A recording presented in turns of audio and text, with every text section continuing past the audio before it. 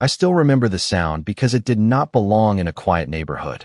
Metal scraped against metal, a hydraulic bucket truck groaned to a stop in front of my house, and somewhere above me a cable clamp snapped open with a sharp crack that echoed across the perfectly trimmed lawns. That was the exact moment I realized someone had decided my home should go dark without ever speaking to me first. My name is Michael Carter, and I have spent more than 20 years working as an electrical contractor across Texas. I know what utility equipment looks like. I know the difference between private property and a public easement, and I know the sound of a crew disconnecting a service line. What I did not know that morning was that one arrogant decision would leave far more than my house sitting in the dark before the day was over. I stepped out onto my front porch with a cup of coffee still in my hand, wearing my faded blue work shirt and jeans, expecting nothing more exciting than another ordinary Wednesday. Instead, I found two contractors standing beside a bucket truck while one of them pointed toward the overhead service line feeding electricity into my home. A bright orange safety cone sat beside my driveway, fresh tire tracks marked the curb, and a clipboard rested on the hood of a white pickup truck. Then I saw her. Rebecca Collins, the president of our Homeowners Association, stood confidently on the sidewalk wearing a cream-colored blazer, perfectly styled blonde hair untouched by the morning breeze, and the kind of smile people wear when they believe they have already won. She looked at me, folded her arms, and calmly announced that the association had ordered my power connection removed because it supposedly violated neighborhood standards. For a second, I honestly wondered whether I had misunderstood her. A homeowners association can issue letters, argue about paint colors, or complain about landscaping, but they cannot simply claim authority over utility infrastructure. I glanced up at the wooden utility pole near the corner of my property. The numbered identification tag was still attached exactly where I remembered it from a maintenance inspection months earlier. The yellow utility marker beneath it remained untouched, quietly reminding anyone who understood electrical systems that this equipment belonged to the power company, not to the neighborhood association. The contractors looked uncomfortable. One avoided eye contact while the other flipped through paperwork that clearly carried Rebecca's signature instead of any authorization from the utility company. I asked a simple question. Had anyone from the electric utility approved this work? Neither contractor answered immediately.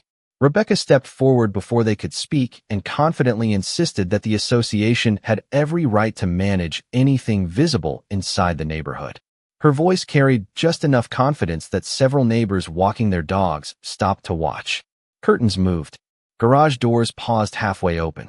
I could feel dozens of curious eyes following every word. I stayed calm because experience had taught me that anger usually hides the truth instead of revealing it. While Rebecca continued explaining neighborhood authority, I quietly noticed details that most people would never see. The service drop still carried the utility identification sleeve. The meter seal had never been broken. The easement marker beside the sidewalk remained exactly 6 feet from the curb, exactly where county surveyors had placed it years earlier. Every one of those tiny details meant something. Every one of them would matter later. Rebecca believed she was ending my day by cutting off my electricity. She had no idea she was beginning hers by creating a paper trail that every engineer, every inspector, and every attorney would eventually follow straight back to her own signature.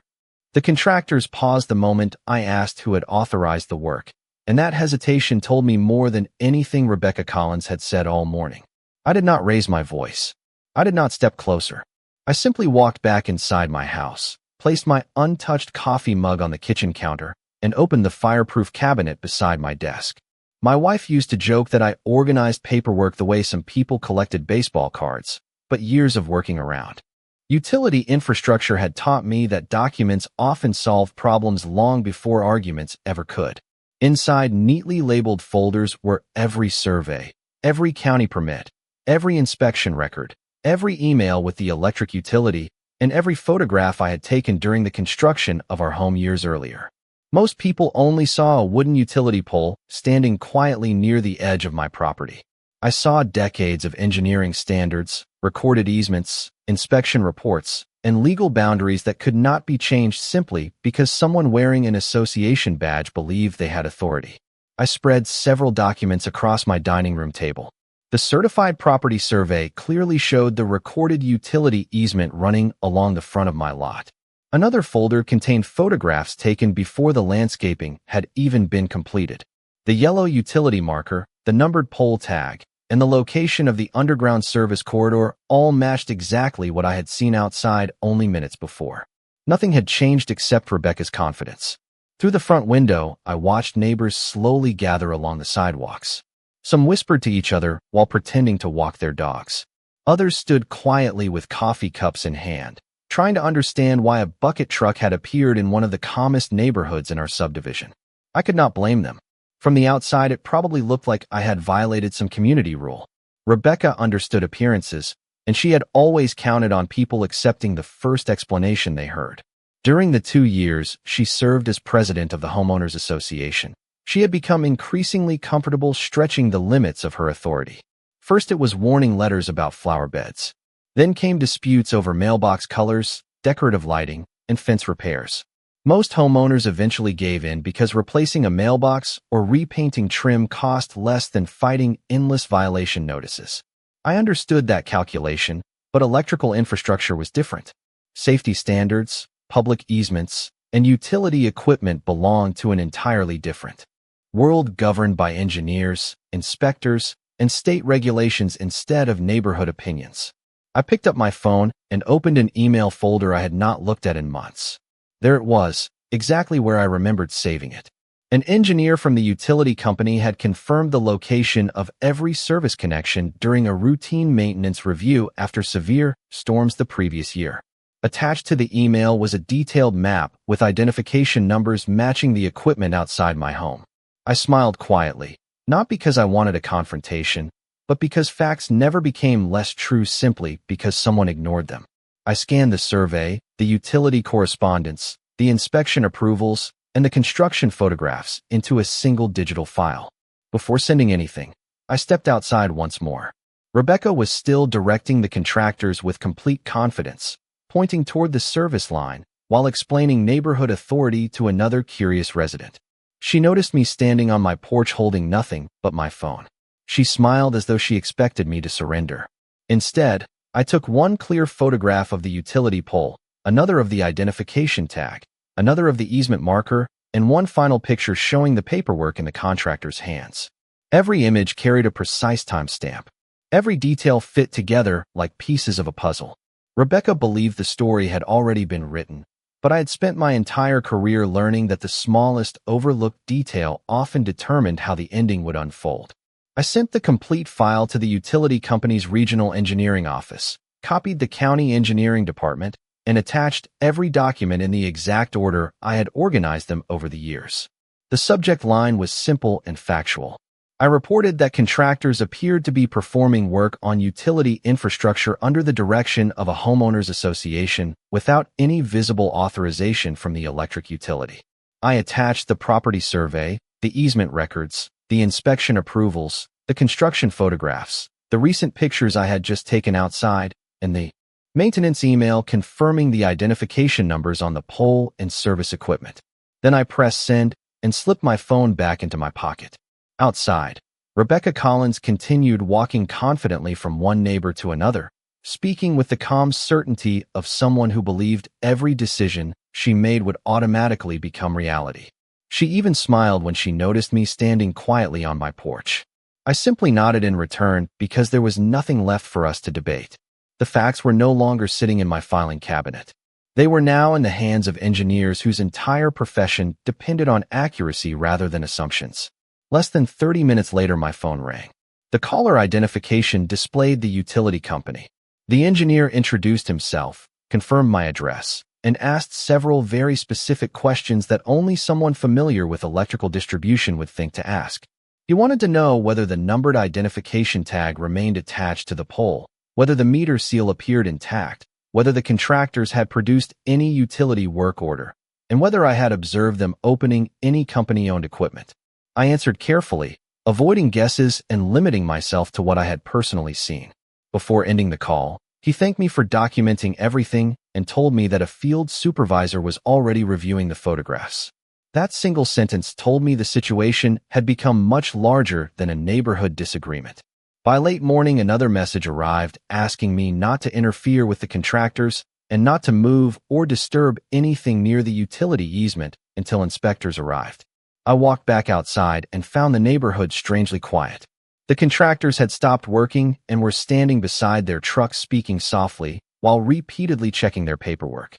Rebecca remained determined, pointing toward my property and occasionally gesturing at the overhead line as though repeating the same explanation would somehow change the ownership of the equipment. Several neighbors now watched openly from their driveways instead of pretending to be outside by coincidence. Curiosity had replaced routine across the subdivision. I noticed one elderly neighbor slowly shaking his head while studying the utility pole, and another quietly taking photographs with her phone. Nobody argued. Nobody shouted. Everyone seemed to sense that something important was unfolding. Around noon, 2 white utility company pickup trucks entered the subdivision, followed by a county engineering vehicle. Their emergency lights were not flashing, but the official company logos immediately changed the atmosphere.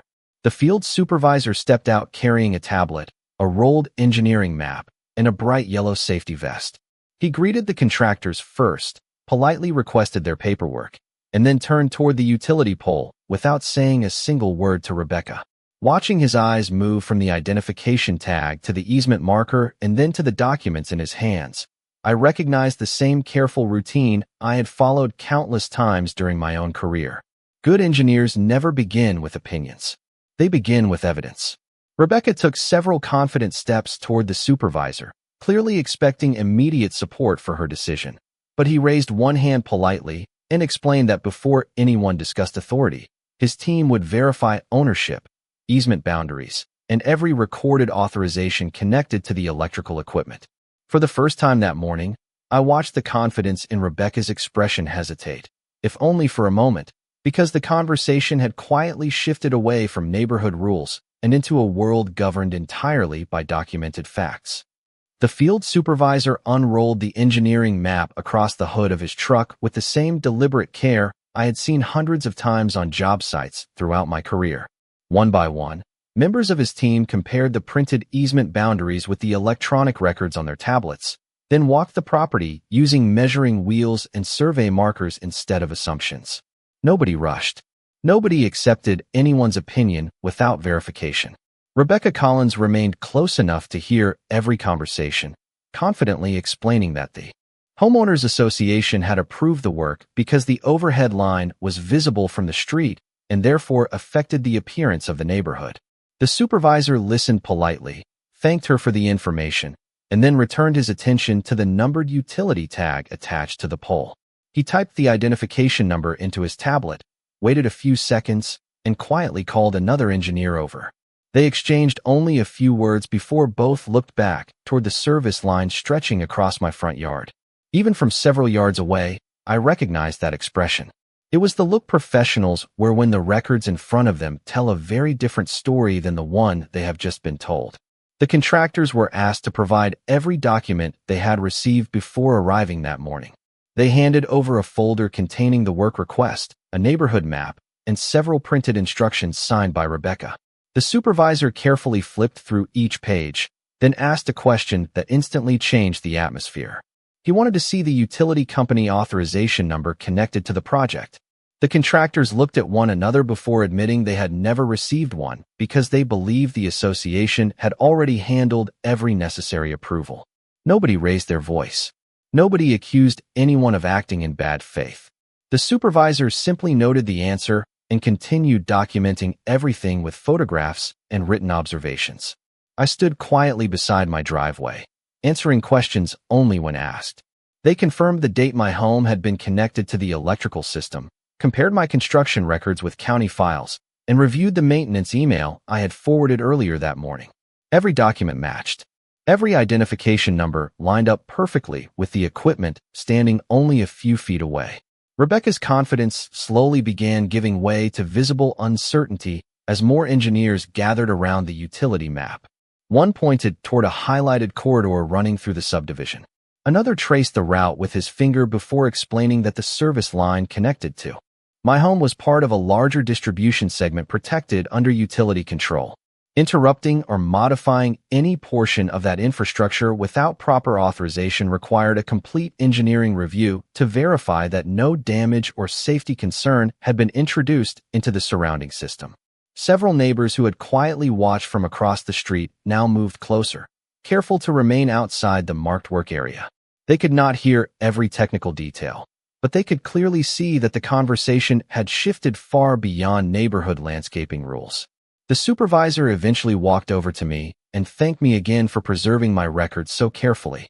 He explained that because unauthorized work had been initiated on company infrastructure, standard operating procedure required a comprehensive inspection of the affected distribution segment before normal operations could continue. That meant additional utility crews would soon arrive, more equipment would be brought into the subdivision, and every connected section would have to be examined according to established safety standards. Rebecca immediately protested, insisting that such a response was unnecessary and would inconvenience the entire neighborhood. The supervisor remained calm and answered with a sentence that settled over the street like complete silence. Once utility infrastructure is altered without verified authorization, he explained, protecting the safety and reliability of every customer connected to that system becomes our first responsibility, regardless of how inconvenient the inspection may be. By late afternoon, the neighborhood looked nothing like it had that morning. Additional utility trucks rolled slowly through the entrance, each one carrying equipment that was only dispatched when engineers needed to examine an active distribution segment. Bright safety markers appeared along the easement. Temporary barriers were placed around the utility pole, and every technician followed the same careful checklist before touching a single piece of equipment. The field supervisor gathered the crews together and explained the inspection plan, while several county officials quietly documented the process. Nobody sounded alarmed, but everyone treated the situation with the seriousness required whenever unauthorized work had taken place on company-owned infrastructure. Rebecca Collins stood near the clubhouse parking area speaking with several board members who had hurried over after receiving phone calls from concerned residents. I could see her pointing toward my house from time to time, but the engineers no longer looked in my direction for answers. Their attention remained fixed on system drawings, inspection records, and the physical equipment installed throughout the subdivision.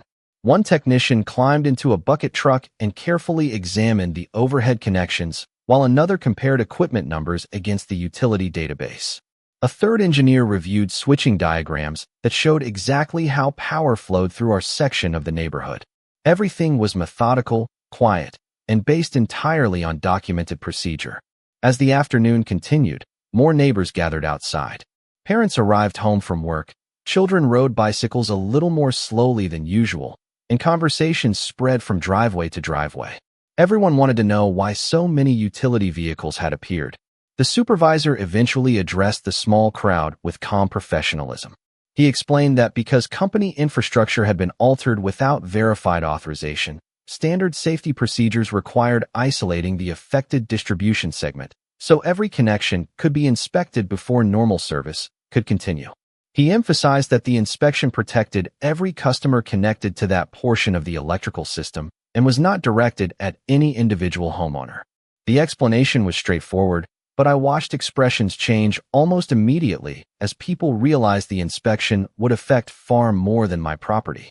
Rebecca quickly stepped forward and insisted there had to be another option because shutting down service would inconvenience dozens of families. The supervisor listened respectfully before opening the engineering map once again. He pointed to the highlighted feeder serving our subdivision and explained that electrical systems depended on verified continuity and documented integrity. Once unauthorized work introduced uncertainty into the circuit, every connected section had to be examined according to company policy before full service could safely continue. The decision had already been approved by regional operations based on the inspection findings gathered throughout the day. Nobody argued after hearing that. Around sunset, the crews completed their final preparations. One by one, technicians confirmed radio communications, verified equipment status, and completed the required documentation. Then the supervisor gave a simple instruction over his radio. Moments later, I watched porch lights blink once before fading away. Decorative landscape lighting disappeared across the subdivision. Garage door lights went dark. The illuminated clubhouse sign quietly switched off. House after house settled into the soft blue light of early evening until the entire neighborhood rested beneath a sky that seemed brighter than the streets below it.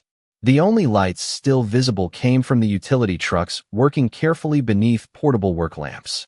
Neighbors stepped onto their porches holding flashlights and looking around in quiet surprise. Nobody celebrated. Nobody complained loudly. The reality spoke for itself. Rebecca stood motionless in the middle of the sidewalk, staring at the darkened homes surrounding her. That morning she believed removing power from one homeowner would prove how much authority the association possessed. By nightfall, she found herself standing inside the very consequence created by her own decision, while the engineers continued their work exactly as the rules required. The utility crews continued working well into the evening, their portable work lights casting long beams across the quiet streets, while the rest of the subdivision remained dark. Without the usual porch lights and decorative landscape lighting, neighbors gathered outside with folding chairs, flashlights, and battery-powered lanterns, talking in small groups about everything that had happened since sunrise. For the first time since Rebecca Collins had become president of the Homeowners Association, nobody seemed interested in discussing landscaping rules or architectural guidelines. Every conversation centered on one question: how had a neighborhood disagreement grown into a utility investigation affecting every home on the block? Rebecca tried to answer that question herself. She walked from group to group explaining that the inspection was an unnecessary overreaction and insisting that she had only been protecting community standards. At first, a few people listened politely, but the tone of the neighborhood had already changed. Several homeowners had watched the engineers compare official records, inspect the easement, verify the identification numbers, and review the sign paperwork. They had seen professionals rely on documented facts instead of opinions. The confidence Rebecca displayed that morning no longer carried the same influence it once had. About an hour after sunset, the field supervisor requested that several board members meet him outside the community clubhouse. Curious residents naturally followed at a respectful distance. I remained near the edge of the gathering, listening quietly while the supervisor reviewed the preliminary findings. He explained that every photograph, work order, and authorization collected throughout the day had been examined alongside utility records and county property files. The conclusion was becoming increasingly clear. The electrical equipment involved in the morning incident belonged entirely within the utility company's recorded infrastructure, and no authorization had been issued permitting a homeowners association to direct modifications or removals. The contractors had acted in good faith based upon the paperwork they received, but the instructions themselves had originated outside the utility approval process. Rebecca immediately responded that the association had acted under its governing authority, but the supervisor calmly opened a digital copy of the county easement map on his tablet. He enlarged the image until everyone standing nearby could clearly see the recorded boundary: the yellow marker beside my sidewalk, the numbered utility pole, the overhead service line, and every detail I had photographed that morning appeared exactly where the official records showed they should be. Then he displayed the time-stamped photographs I had submitted only hours earlier. Every image matched the engineering records perfectly. There was no argument left to make because the physical evidence, historical documentation, and county filings all supported the same conclusion. One of the board members quietly asked whether the neighborhood outage could have been avoided. The supervisor answered honestly. He explained that once unauthorized activity occurred on company-owned infrastructure, established safety policy required engineers to inspect the entire affected distribution segment before restoring normal operation. Ignoring that procedure would have placed convenience ahead of system reliability, something the company would never do. Several neighbors slowly turned toward Rebecca, not with anger, but with visible disappointment. They understood that the temporary inconvenience had not been caused by the inspection itself. It had been triggered by a decision that exceeded the authority of the association. Rebecca looked down at the folder still resting in her hands, the same folder she had carried so confidently that morning. It suddenly seemed much heavier than before. Standing beneath the glow of the utility work lights, I realized something important. I had never wanted my neighbors to lose electricity, and I certainly had never wanted anyone embarrassed in front of the community. I had only wanted the truth to matter. Watching engineers, county officials, and residents arrive at that truth together without shouting, without threats, and without personal attacks reminded me why facts have always been stronger than pride. They do not need to be louder. They only need to be documented. The following morning, the subdivision slowly came back to life, although nobody talked about flower beds or paint colors anymore. Every conversation I overheard while walking to my mailbox centered on engineering reports, easements, and the investigation that had unfolded the day before. Utility crews were still present, carefully completing their inspections before restoring every section of the distribution system. Shortly after 9 o'clock, the Homeowners Association announced a special community meeting at the clubhouse. Attendance was larger than I had ever seen. Nearly every chair was filled, and people stood along the back wall waiting quietly for answers. Rebecca Collins sat at the front beside the remaining board members with the same folder she had carried throughout the previous day, although the confidence she once projected had been replaced by visible exhaustion. The utility field supervisor and a representative from the county engineering office were invited to present their findings before the board discussed any neighborhood business. The supervisor began with a simple timeline. He displayed photographs taken by his crews, copies of county easement records, utility ownership maps, inspection logs, and the authorization database used for infrastructure work. Every document pointed toward the same conclusion. The electrical equipment involved had always been part of the utility company's recorded distribution system, and no authorization had ever been issued allowing the association to direct work affecting that infrastructure. He then displayed the photographs I had submitted the previous morning. The numbered utility tag, the yellow easement marker, the untouched meter seal, and the overhead service line appeared on the large screen exactly as they had existed before the contractors arrived. Next came the work request the contractors had received. Rebecca's signature appeared clearly on the final page, authorizing the activity on behalf of the association.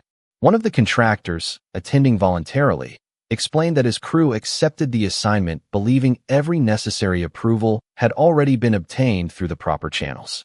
The room remained completely silent. Nobody interrupted because there was nothing left to debate. The evidence fit together with the precision of a completed blueprint. A board member quietly asked the county representative whether the association possessed any authority over utility easements recorded on private property. The answer was direct and respectful. Association rules could address community standards established within their governing documents, but they could not replace recorded property rights, utility ownership, or state-regulated infrastructure procedures. Those responsibilities belong to entirely different legal authorities. Another homeowner stood and admitted that many residents, including himself, had assumed I was simply refusing to follow neighborhood rules.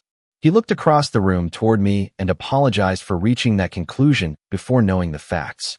Several others nodded in agreement. Rebecca finally stood and attempted to explain that she believed she was acting in the community's best interest, but even she acknowledged that she had relied on assumptions instead of verifying who actually controlled the equipment. Her words were calm, and for the first time since this entire situation began, they carried more humility than certainty. After a brief executive discussion, the remaining board members returned with their decision. Every violation notice connected to the incident would be withdrawn immediately. The association would cooperate fully with the utility company, reimburse documented costs for the unauthorized work within its responsibility, and begin an independent review of internal approval procedures. Rebecca also announced that she would step down as president once the transition process could be completed. No one applauded. No one celebrated. The room simply grew quiet as everyone absorbed the outcome. Sitting there, I realized the real victory had never been about proving someone wrong. It was about proving that careful records, patient decisions, and documented truth could protect an entire community far more effectively than authority exercised without understanding. Over the next several days, the neighborhood slowly found its rhythm again. One evening, just before sunset, I stood on my front porch with a fresh cup of coffee and watched the utility crew complete the final inspection on the same service line that had started everything. They carefully secured every connection, verified each identification number one last time, and updated the records on their tablets before removing the last orange safety marker from the easement. When the bucket truck pulled away, The wooden utility pole looked exactly as it had before this entire situation began, but I knew the neighborhood around it had changed forever. A week later, the Homeowners Association distributed an official letter to every homeowner. This time, it was not another violation notice or a reminder about landscaping requirements.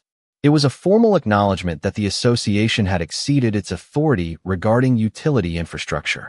The letter confirmed that every notice connected to my property had been permanently withdrawn, that the association would reimburse all documented expenses related to the unauthorized work within its responsibility, and that future decisions involving easements, utility equipment, or public infrastructure would require written confirmation from the appropriate utility company or government agency before any action could be taken.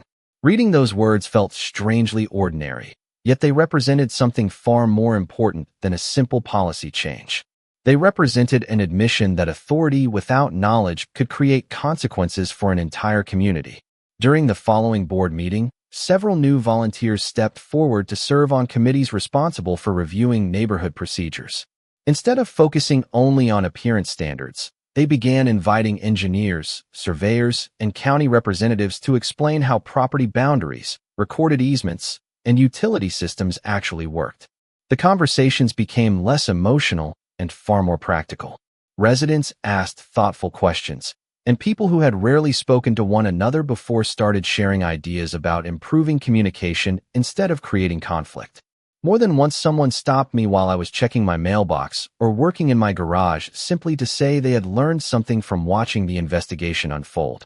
They admitted they had never realized how many different organizations shared responsibility for a single neighborhood, or how important accurate documentation could become when assumptions were placed.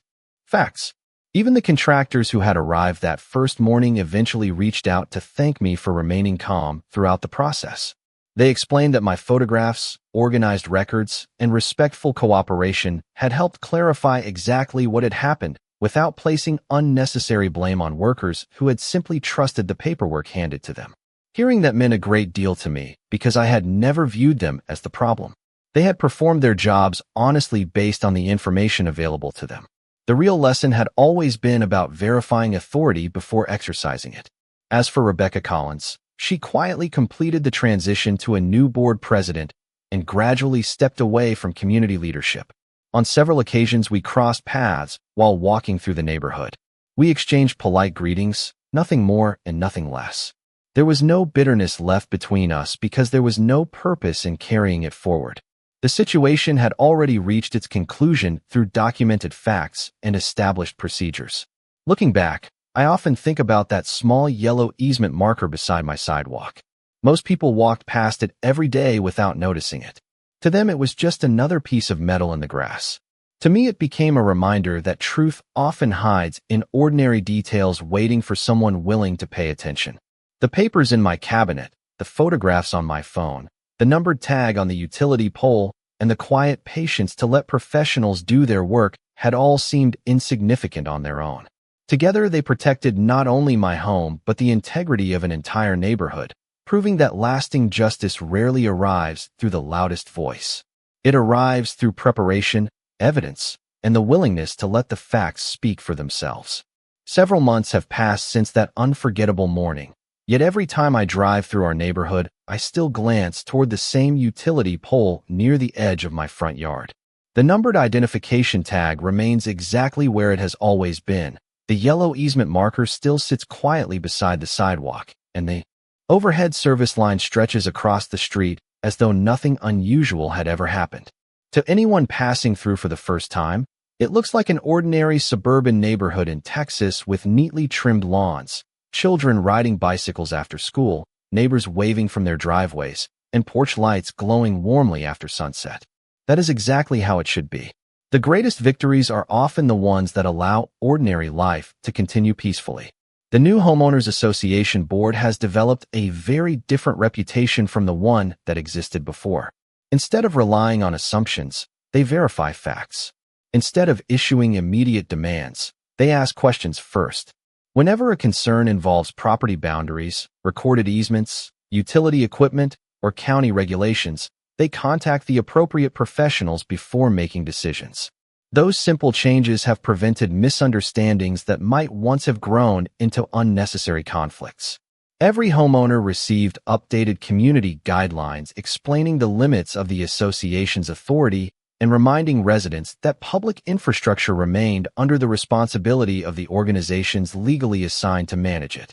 Reading those revised documents, I recognized many of the same principles I had relied upon throughout my career. Clear records, careful communication, and respect for established procedures protect everyone far better than confidence unsupported by evidence. Every so often a new family moves into the neighborhood and asks why the utility easement beside my property is marked so clearly. Someone usually smiles and says there is an interesting story behind it. Although the details have gradually become less about disagreement and more about the lesson everyone learned together. I never feel the need to tell the story myself unless someone asks directly. The documents are still stored safely inside the same fireproof cabinet in my home office. The photographs remain backed up in several locations. The inspection reports, engineering correspondence, and county records are all preserved exactly as they were when everything happened. I hope I never need any of them again, but I sleep better knowing they are there because experience has taught me that preparation is never wasted, even when it is never used. Sometimes I think back to the moment I first heard metal scraping against metal outside my house, and remember how easy it would have been to respond with frustration instead of patience. If I had chosen anger over evidence or pride over documentation, the outcome might have looked very different. Instead, every small detail became part of a larger truth. The survey folded inside a filing cabinet. The maintenance email saved months earlier. The identification tag attached to a weathered utility pole. The yellow easement marker that most people never noticed. The time-stamped photographs taken without emotion or exaggeration. None of those things seemed dramatic on their own, yet together they became stronger than assumptions, louder than accusations, and more persuasive than any argument ever could have been. Looking across the neighborhood today, with porch lights shining steadily and families enjoying peaceful evenings once again, I am reminded that justice does not always arrive through dramatic speeches or public humiliation. More often it arrives quietly through preparation, honesty, patience, and people willing to let the facts speak for themselves. That is the lesson I carried away from this experience. And every time I see that ordinary utility pole standing silently against the Texas sky, it reminds me that real authority is never measured by how loudly someone gives orders. It is measured by how faithfully they respect the truth.